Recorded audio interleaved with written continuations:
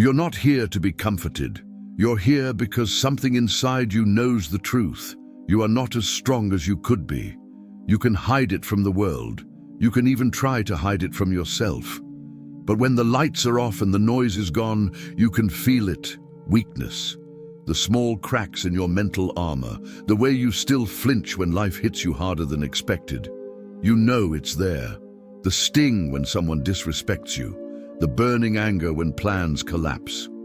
The knot in your stomach when the future is uncertain. The shame of past mistakes you can't seem to let go of. You try to stand tall, but deep down, you're still too easily moved, too easily shaken. Let's make something clear from the start. The world doesn't owe you kindness. Life has never promised to be fair. It will not slow down for you. It will not change its course to protect your feelings.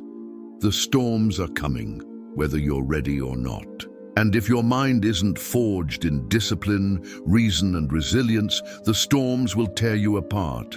That's why we're here. Today, you're going to confront 8 brutal Stoic laws that, if you take them seriously, will rewire your mind into something unbreakable. Not just stronger, not just better, but unshakable, like a fortress built in the middle of a hurricane, standing tall as everything else falls apart. But here's the catch. These laws are not soft advice. They are not motivational quotes you paste on your wall to feel good for 5 minutes. These are principles that demand change, real change. And change hurts. It will feel like tearing down the person you've been and rebuilding from the ground up. It will demand self-control you've never had before. It will demand honesty so raw it feels like self-betrayal. You might think you're ready. You might believe you're already mentally tough. But here's the uncomfortable truth. Mental strength is not how loud you speak, how much you pretend to be confident, or how many times you tell yourself you're fine.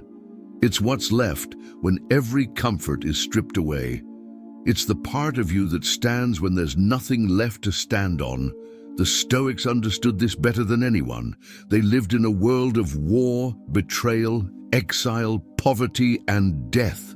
Without the safety nets you take for granted, they didn't survive because they had perfect lives. They survived because they trained their minds to be greater than their circumstances. They became masters of themselves when the rest of the world lived like slaves to emotion and impulse. The laws you're about to hear are not life hacks. They're not tips, they're demands. And each one of them is a blade. You can use it to cut away weakness, or it will cut you instead. So before we go further, understand this. Adopting these laws will cost you. You will lose illusions. You will lose the comfort of blaming others. You will lose the excuses you've been holding on to like a blanket. You will have to face the truth that your suffering is, in part, your own creation. And once you see that, you can't unsee it. You will not like every law. In fact, some will make you angry. They will go against the stories you've been telling yourself about why you are the way you are. They will strip away the idea that life is happening to you and replace it with the cold fact that you are responsible, always responsible, for your own mind. If that sounds harsh, good. That means you're waking up. That means you're starting to see that the only way to become mentally unbreakable is to stop waiting for the world to change, and instead change yourself into someone who cannot be broken no matter what the world does. There will be no shortcuts, no magic formulas, only discipline, reflection, and the ruthless rejection of self-pity. And the more you resist, the more you will prove why you need this. You can keep living the way you've been living, reacting instead of acting, breaking instead of bending, drowning instead of swimming. Or you can start applying these laws and become the kind of person storms can't touch. The choice is yours. But once you start, there's no going back, because the moment you see the power of a mind ruled by reason instead of emotion, you'll never again accept the weakness you once called normal. This is not about being fearless. Fear will always exist. Pain will always exist. Loss will always exist. This is about becoming the kind of person who can walk into those fires and come out sharper, harder, and more dangerous than before. And if you're ready for that, then pay attention, because the first law will hit you like a punch to the chest. Law number 8. Stop expecting life to be easy. Life is not meant to be easy, and expecting it to be is the root of fragility. Those sheltered from hardship shatter when reality arrives, breaking down over small inconveniences or setbacks. The Stoics understood that the harder you expect life to be, the stronger you'll become. Marcus Aurelius prepared for betrayal and chaos. Seneca endured exile and constant danger, and Epictetus, born a slave, stood unmoved in the face of cruelty. The key is not pessimism, but readiness, approaching life like a soldier expecting battle, not comfort.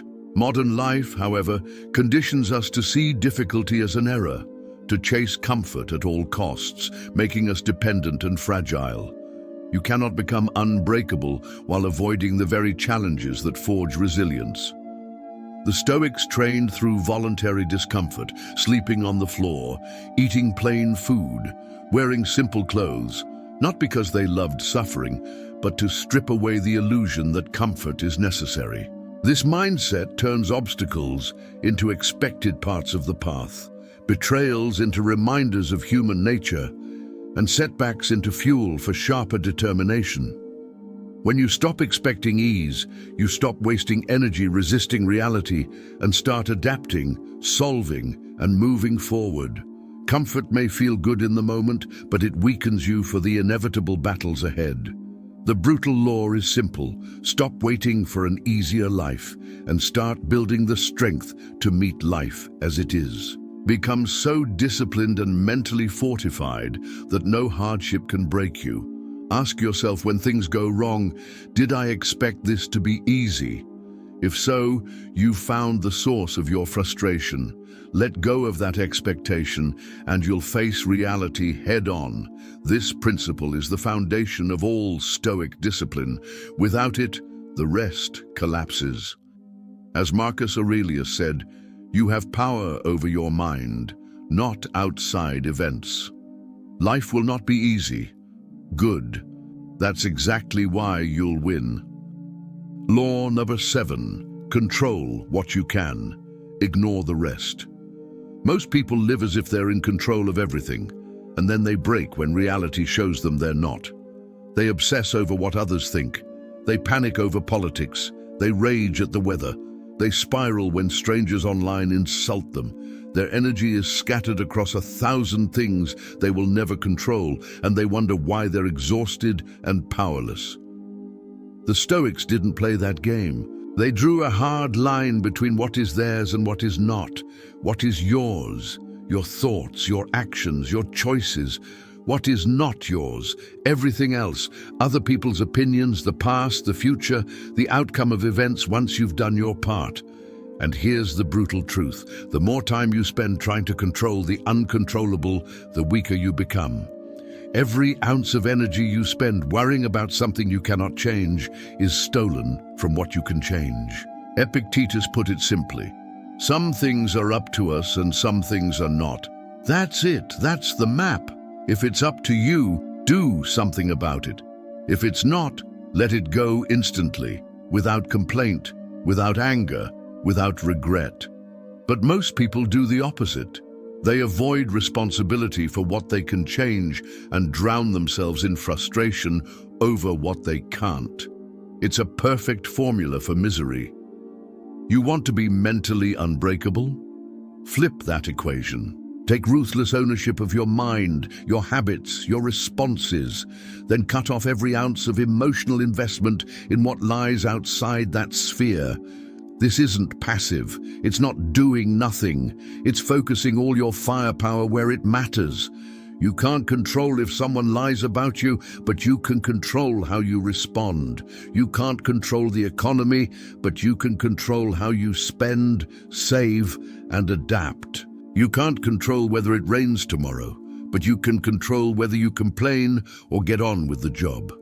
When you master this law, you stop being a puppet to external chaos. The world can scream, and you will stay silent inside. People can betray you, and you will act with clarity instead of vengeance. Circumstances can shift without warning, and you will adjust without panic. This is mental armor. Not because you're ignoring reality, but because you've built the discipline to direct your energy where it will actually change something. Everything else, you let it burn without you. Because the man who fights battles he cannot win is a fool. The man who fights only battles worth fighting is unstoppable. Ludar 6. Master your emotions or they will master you. Most people believe they navigate life by feeling their way forward, but in truth, they are dragged by their emotions like prisoners in chains, anger pushing them to speak words they regret, fear stopping them from taking needed action, sadness freezing them in place, excitement leading to reckless mistakes. The Stoics did not deny emotions or pretend to be unfeeling. They simply refused to surrender control. They knew emotions are powerful yet unstable, and if you let them lead, they will drive you off course. Marcus Aurelius endured war, betrayal, and plague without letting fear rule him. Seneca faced exile and political danger without letting anger corrupt him. Epictetus lived through slavery without letting grief steal his will to act. The mistake most people make is thinking that controlling emotions means not feeling them. It doesn't. It means feeling them fully, but not letting them dictate your actions, words, or mindset. It's standing in the middle of the storm, feeling every drop of rain, but holding your ground against the wind. Most people fail because they've trained themselves to obey every impulse. Insult equals attack, anxiety equals retreat, sadness equals withdrawal. Stoic practice reverses this by pausing before reacting, letting the first surge of emotion pass and asking, what's the right action here, regardless of how I feel? Then doing exactly that, even when your feelings scream otherwise. This is not suppression, it is mastery. Suppression hides from emotion, but mastery uses it as fuel without letting it ignite chaos. When you dominate your emotions, insults lose their sting, fear loses its grip, and anger loses its control. You stop being a hostage to your feelings and become the commander of your mind. And once you're no longer ruled by emotion, the world itself loses much of its power over you, because in the end, very little can truly harm you except your own uncontrolled reactions. Law No. 5, seek discomfort or comfort will destroy. Comfort is the silent killer of strength. It doesn't strike suddenly, but creeps in slowly, making life a little easier, softer and safer until you realize you've become fragile. By avoiding pain, you've trained yourself to fear even the smallest challenges. The Stoics understood this danger, which is why they embraced discomfort voluntarily. Seneca slept on the ground when he had a bed. Marcus Aurelius led armies through brutal winters, and Epictetus chose simplicity over luxury. They knew that if you don't face hardship on your terms, life will impose it on you, and you'll be unprepared. In today's world, comfort is offered at every turn. Order food instead of cooking, scroll instead of thinking, complain instead of acting. Every easy choice weakens you, making you dependent on comfort like an addict on a drug. The more you cling to comfort, the less capable you become without it. A man who can't go hungry for an hour will crumble in real scarcity. One who can't bear the cold without complaining will fail in true hardship. One who needs approval before acting will freeze when it matters most. The Stoic flips this script by deliberately seeking discomfort, not as punishment but as preparation. Cold showers, fasting, physical training, speaking truth when silence is easier, and working without motivation are all ways to build resilience. Each moment of chosen discomfort is a deposit in the bank of mental and physical strength, training you to face the unexpected with confidence. When you live this way, hardship loses its power to scare you. You've already felt hunger, cold, pain, and rejection, and survived them all. The modern mind asks, how can I make this easier? While the Stoic mind asks, how can I make myself stronger? That shift is the difference between collapsing under pressure and thriving in it. Comfort won't bring happiness. It will make you numb and dependent. Discomfort chosen wisely sharpens you, fuels gratitude, and makes you unbreakable. The law is simple. Seek discomfort before it seeks you. Life will test you whether you're ready or not, and when that day comes, it won't be comfort that saves you. It will be your preparation. Law 4. You are not your feelings, you are your actions. Feelings are powerful but fleeting.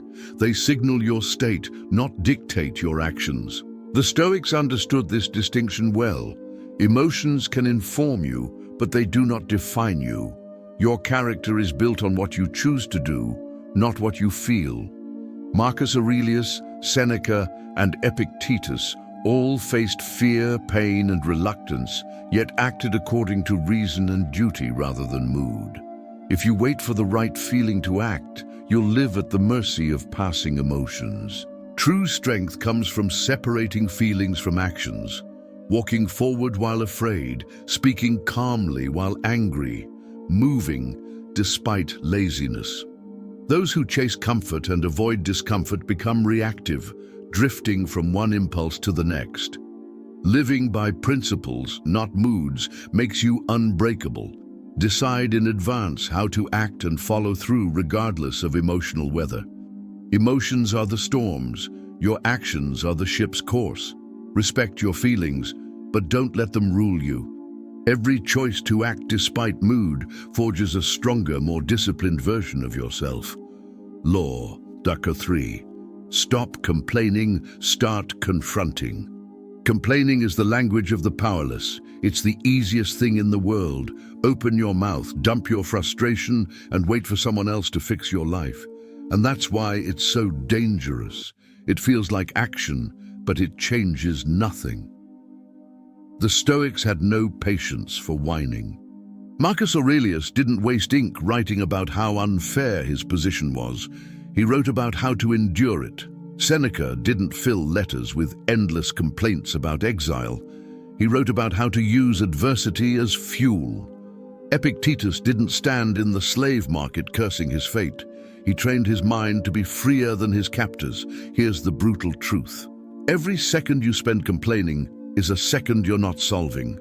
You're reinforcing weakness. You're telling yourself and everyone else that you are a victim, not a fighter. Yes, bad things happen. Yes, people will wrong you. Yes, life will be unfair. The Stoic answer is not to deny this, but to meet it head on. If something can be changed, act. If it cannot, accept it and move forward. Either way, complaining is a waste. Modern society rewards complaining. Entire industries thrive on keeping you outraged, offended, and desperate for sympathy. But outrage doesn't build strength. Sympathy doesn't solve problems. The more you feed this habit, the more you cripple your own capacity to face reality. A Stoic strips away that dependency.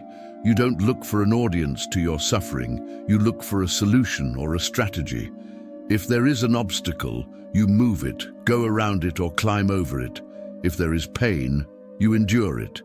If there is loss, you learn from it. You keep moving, because stopping to complain serves nothing but your ego. This law is simple. The world owes you nothing, not fairness, not kindness, not understanding. If you want progress, you take it. If you want justice, you fight for it. If you want strength, you build it. No one is coming to save you. And that's good, because it means you have no reason to wait. Every moment you shift from complaining to confronting, you're rewiring your mind to see problems as fuel, not chains. You're telling yourself, I will act, even if the odds are against me. I will face what's in front of me without expecting the world to make it easy. Stop wasting breath on words that go nowhere. Start using that breath to move forward.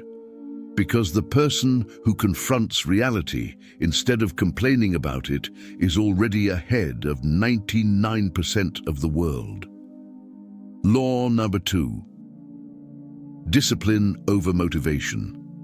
Motivation is a liar. It shows up when it feels like it and disappears the moment things get hard. If you build your life on motivation, you're building on sand. One good storm and it's gone. Most people live like this. They do the work when they feel like it. They go to the gym when they're in the mood. They face challenges when they feel ready. And then they wonder why they never get anywhere. The truth is simple. If you only act when you feel motivated, you will never achieve anything worth achieving. The Stoics didn't wait for inspiration. They didn't rely on fleeting feelings to guide them. Marcus Aurelius got out of bed on mornings when his body screamed for rest, because duty mattered more than comfort. Seneca wrote about training the mind to work in both prosperity and hardship. Epictetus taught that freedom comes from self-mastery, not from waiting for the perfect emotional state. Discipline is the opposite of motivation. Discipline is showing up regardless of how you feel. It's doing the work because it's the right thing to do, not because it's easy, exciting, or fun. It's the soldier walking into the cold without complaint. It's the craftsman practicing his skill even when no one is watching. It's the leader making hard decisions when every part of him wants to run. Here's the harsh truth. Motivation is a bonus. It's nice when it's there, but it's irrelevant when it's gone. Discipline is the constant. Discipline is the backbone. Motivation gets you started. Discipline keeps you moving when everything in you wants to quit. When you operate on discipline, you stop negotiating with yourself. You stop asking, do I feel like it? The answer no longer matters. The only question is, what needs to be done? And then you do it. This is why most people never reach mental toughness. They're addicted to motivation. They wait for it like an addict waits for a hit, and when it doesn't come, they do nothing. The Stoic law is to train yourself so that your actions are independent of your feelings. The work happens whether the mood shows up or not. The world doesn't reward those who start. It rewards those who finish. And finishing belongs to the disciplined, not the motivated. So stop chasing a feeling. Start building a standard. Decide what must be done every day and do it, rain or shine, tired or rested, inspired or empty. Discipline doesn't care how you feel, and if you live by it, neither will you. Law number 1, memento mori. Remember, you will die. Everything you are clinging to will end. Every possession you guard so tightly, every petty argument, every fear, every excuse, none of it will matter when your time runs out. And your time will run out. The only question is when. The Stoics kept death in front of them at all times, not to be morbid, but to be awake. Marcus Aurelius wrote, "You could leave life right now. Let that determine what you do, say, and think." Seneca reminded himself daily that life is not short, but that we waste most of it. Epictetus saw death not as an enemy, but as the ultimate reminder to live with purpose. The modern mind hides from death.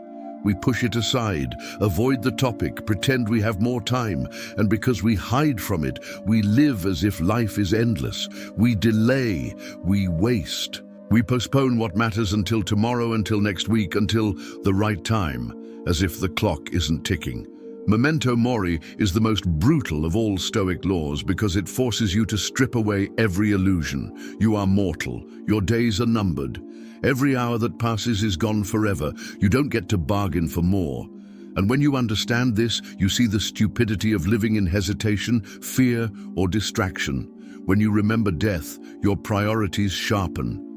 Petty grudges vanish. Fear of embarrassment fades. You stop obsessing over the opinions of people who won't even remember you in 50 years. You see clearly what matters and what doesn't. Memento mori is not a call to recklessness.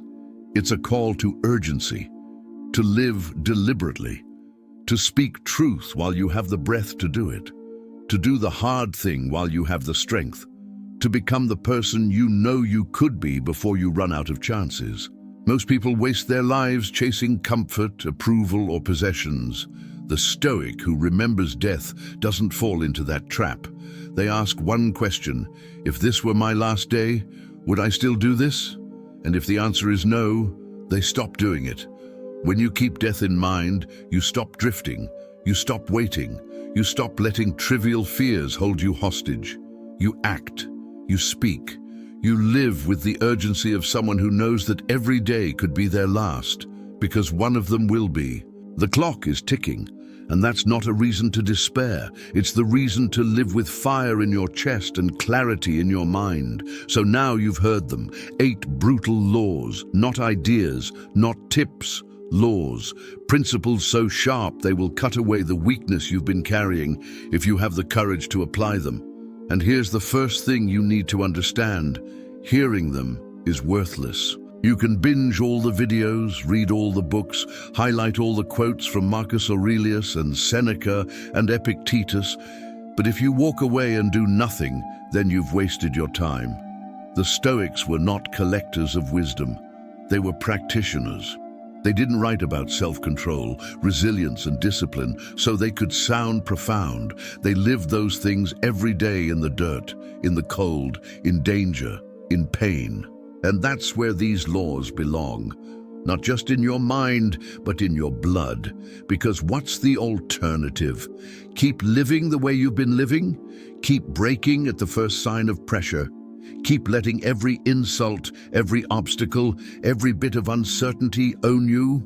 Keep being the person who talks about wanting to be strong, but never actually becomes strong? No, you came here for something more than that. Let's make this simple. If you want to become mentally unbreakable, these 8 laws are non-negotiable. Stop expecting life to be easy, because it never will be.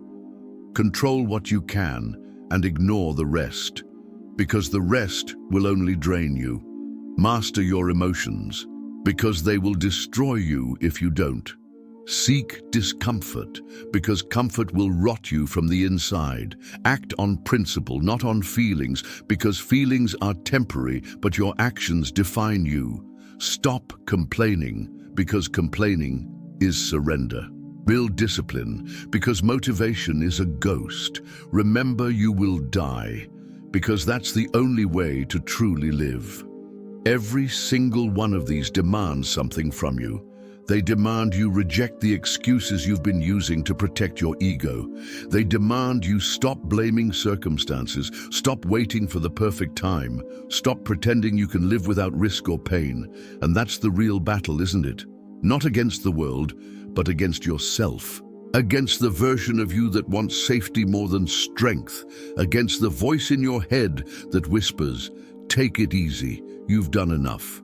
Against the habits that keep you soft, distracted, and afraid.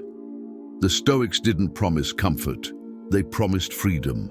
And that freedom comes from being able to stand in the middle of chaos and remain unmoved.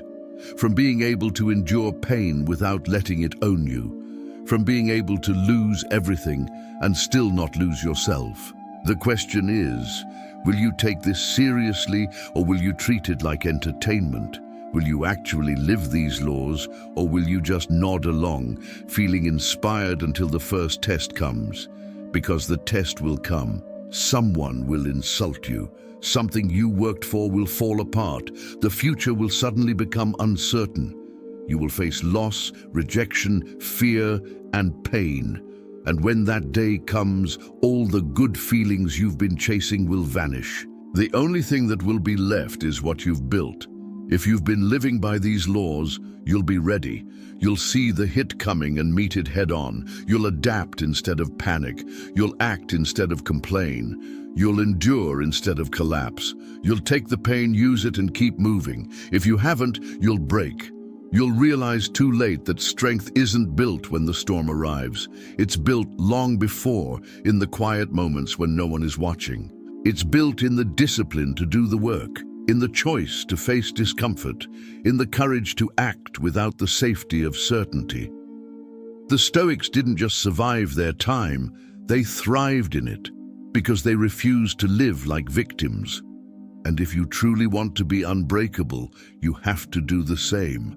So here's the challenge. Pick one law and start living it today. Not tomorrow, not when it's convenient, not when you feel ready.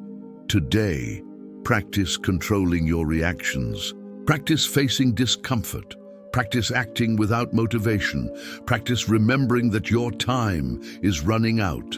And once you've built that one law into your life, take another and another, until they're not just things you've heard, they're who you are.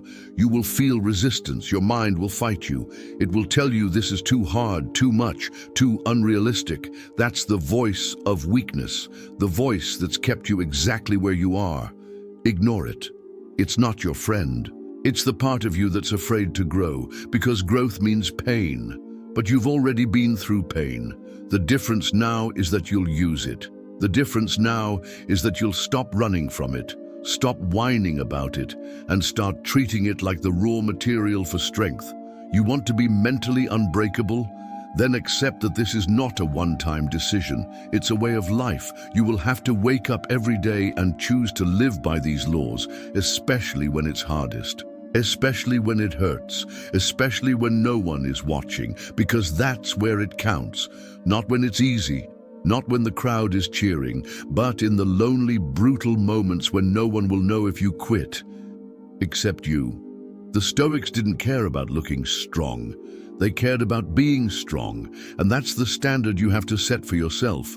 Not for show, not for approval, but because you've decided you will not be the kind of person the world can break. In the end, all of this comes down to one truth. Life will test you again and again. You cannot control when or how. You can only control whether you are ready. And if you're not living these 8 laws, you are not ready. So the choice is yours. Live by these laws and become a fortress, or ignore them and remain a house of glass. The storms are coming either way. The only question is, will you still be standing when they pass?